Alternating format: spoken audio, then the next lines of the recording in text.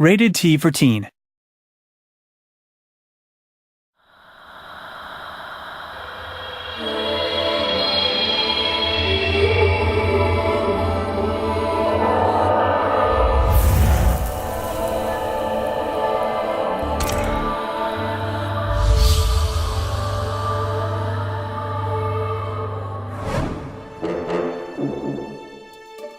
The way that Ninja Theory have reinvented the Legend of Monkey is kind of, for me, quite exciting in that it's using a lot of modern technology. It's set in a post-apocalyptic world.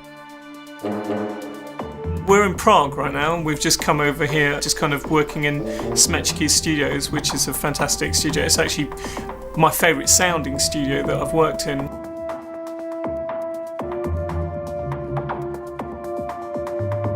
There's a lot to get into because you can get into emotions and you can get into action and you can get into a lot of sadness and tragedy as well. So it's got all of those elements that you want as a composer to get very dramatic and very full on with orchestration.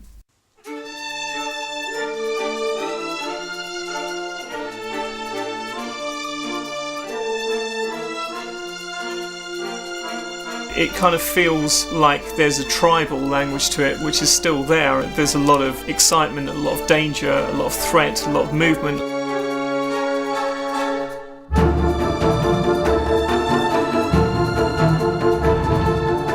Because of what's going on with Monkey, you have this sense of movement towards an inevitable conclusion.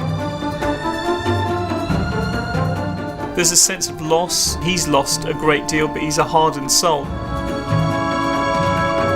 That's great.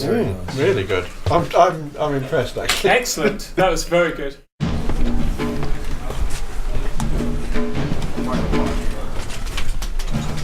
All right. Yeah.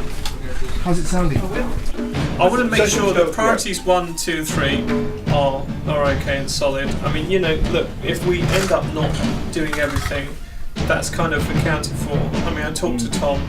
I think for me, it's I really enjoy the way in which Monkey and Trip travel. I mean, they just have fantastic movement between them. It's very flowing, and I think it's trying to get that sense of constant flow and momentum into the music, which actually drives a lot of the orchestration as well, and the way in which I'm trying to make the music work, I suppose, to give you a sense that you constantly infuse with energy. When you're playing the game, that it never lets up in terms of that energy, and I think that's what's exciting about it. It just stays, it just drives all the way through very strongly.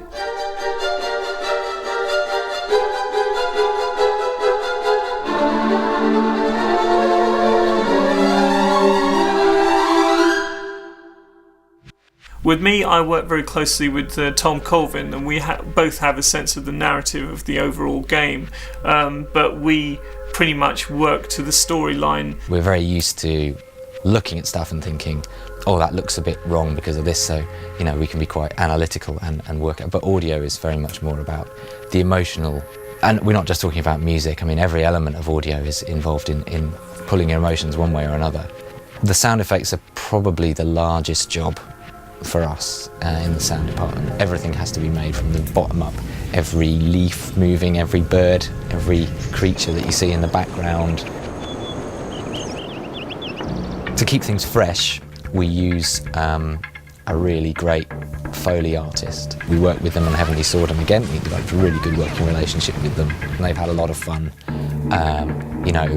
spending a day with lumps of metal and hitting them in different ways, and going to a fairground and recording all the pistons in the machines and stuff. They do all of that. I think the most important thing for us was for it to be visceral and exciting.